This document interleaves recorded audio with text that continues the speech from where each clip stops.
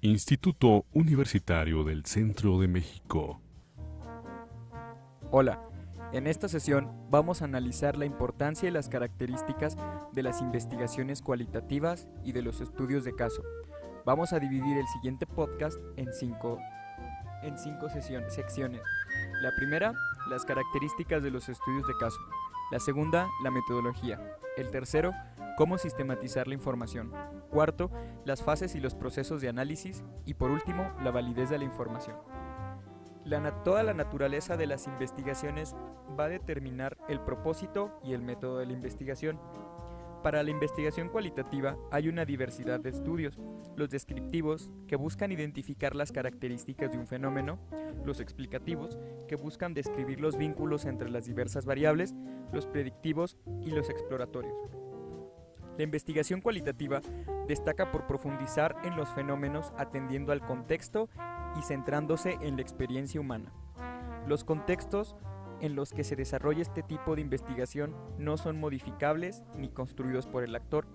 De ahí que este tipo de investigaciones no dé cabida para la investigación experimental.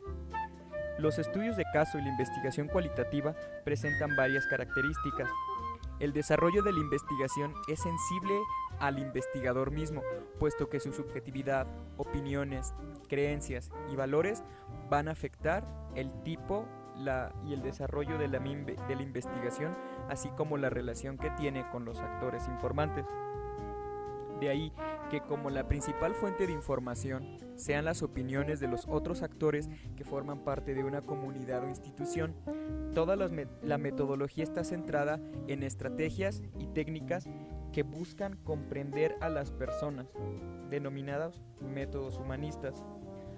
De ahí que la investigación cualitativa acepte cualquier escenario, grupo de personas o fenómenos que puedan ser estudiados.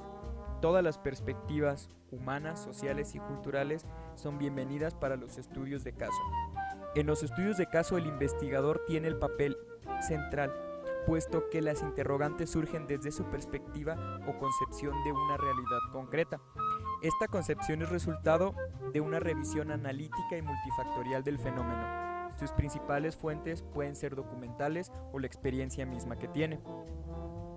El proceso por el cual se desarrolla el proceso de la investigación parte de un análisis crítico de un contexto y su problemática.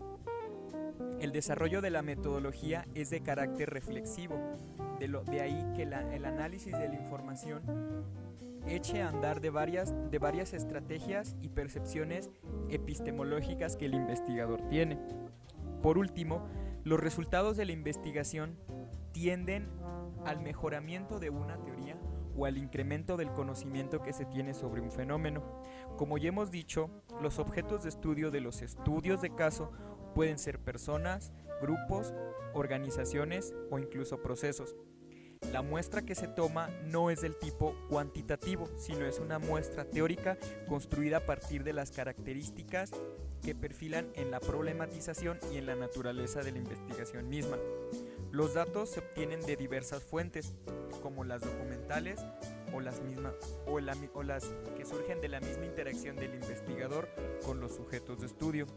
Como ya hemos dicho, este tipo de investigaciones no admiten la manipulación experimental, porque los resultados van a depender casi exclusivamente de la capacidad analítica que el investigador tenga, la experiencia metodológica que tiene y la profundidad en el conocimiento que tiene del fenómeno analizado.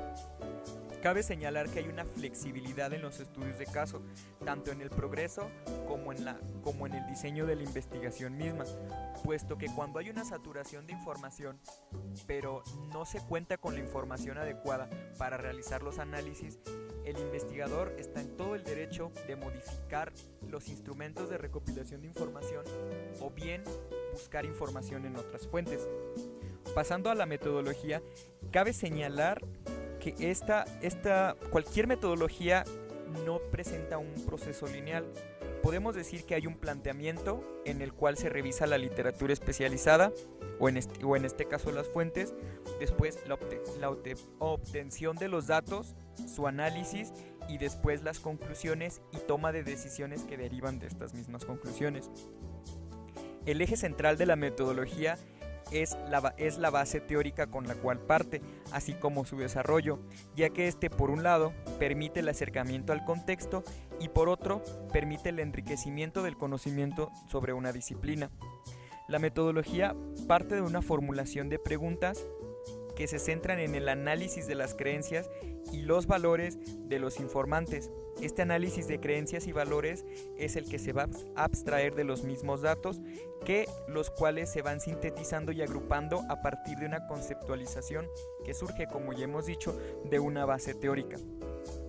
Respecto a la sistematización y análisis de la información, como ya hemos señalado, la revisión bibliográfica y documental permite la delimitación del objeto. La sistematización de la información está estrechamente relacionado con los intereses y experiencia de la investigación, así como sus cualidades científicas. Esto nos referimos a la comprensión, la capacidad que tiene para sintetizar la información, teorizarla y aterrizarla en el contexto específico. El papel del investigador esencialmente es la teorización o bien la transformación de los datos en información útil. Prácticamente la sistematización y el análisis de la información es un proceso de conjetura y verificación. La conjetura en el sentido de que se parte de una hipótesis y de una base teórica con la cual se construyen herramientas que de una población determinada hacen un proceso de abstracción de la información y que luego esta es verificada mediante la contrastación de los puntos de partida del investigador, poniendo entre paréntesis las conjeturas y opiniones personales que este mismo puede tener. Esto puede facilitar la verificación, ya que se trata de evitar lo más posible los sesgos que éste pueda introducir en la investigación. De ahí que el papel del investigador sea esencial.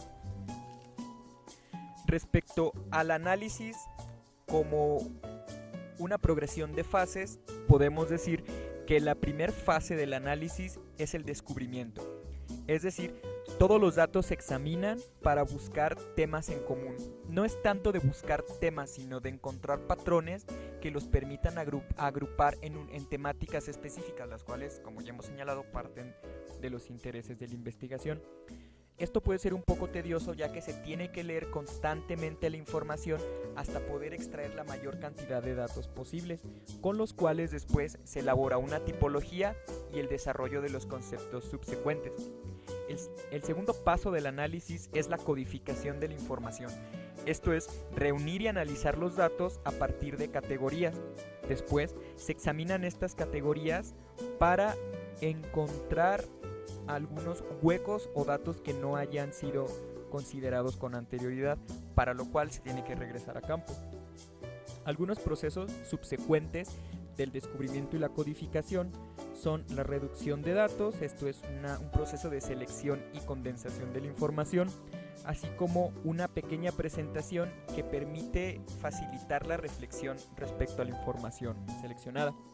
El último paso es la interpretación de la información, para la cual se tiene que considerar el contexto, como ya hemos dicho, los posibles sesgos del investigador, así como hacer un pequeño proceso de triangulación en el cual, partiendo de los pequeños reportes que se hicieron en el proceso de presentación de la información, esta información se coteja primeramente con las personas entrevistadas y en un segundo momento con otros especialistas que tengan un conocimiento previo o similar al objeto de estudio, para que estos puedan delimitar desde su perspectiva teórica la validez de la información. Esta triangulación es muy importante porque permite la retroalimentación tanto metodológica como analítica de la información que tú estás desarrollando.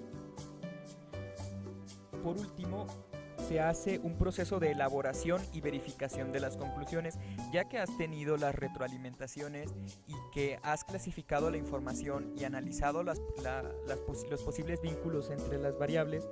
Es necesario que tú extraigas los significados de los datos a partir del contraste y el señalamiento de los patrones y temas que pudiste encontrar.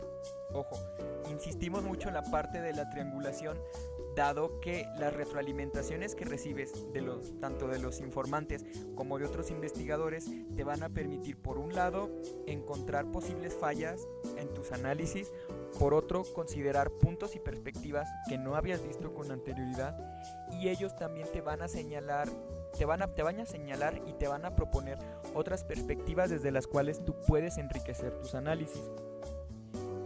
Con esto pasamos por último al tema de la validez.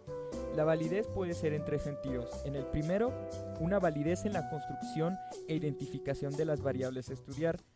Para esto es necesario que analices diversas fuentes y que lleves a revisar los reportes a tus informantes. Este es el proceso de triangulación de la cual ya hablamos. La validez interna tiene que ver con la construcción y explicación del fenómeno para identificar las variables y los datos importantes o que de plano tienen que ser descartados.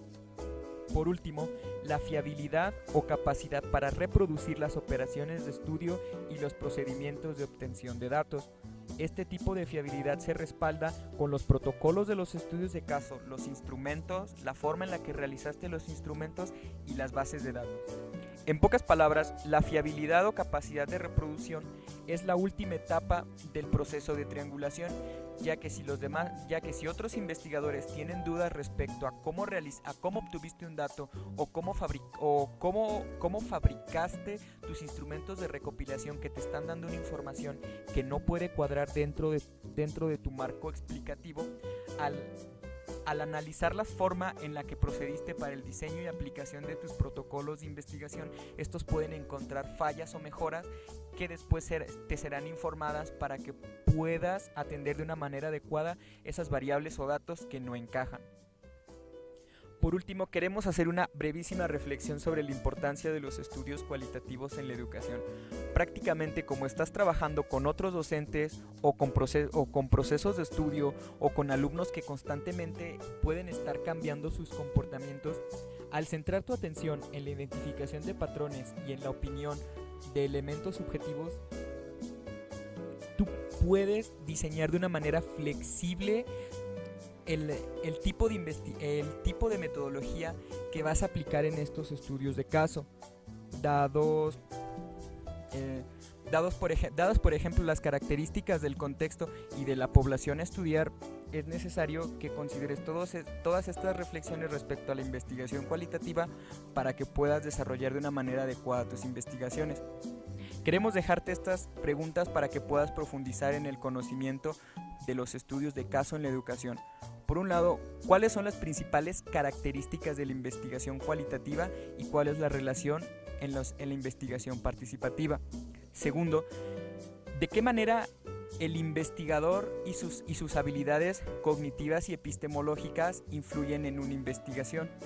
¿Cómo el papel del investigador puede influir en el análisis de casos educativos?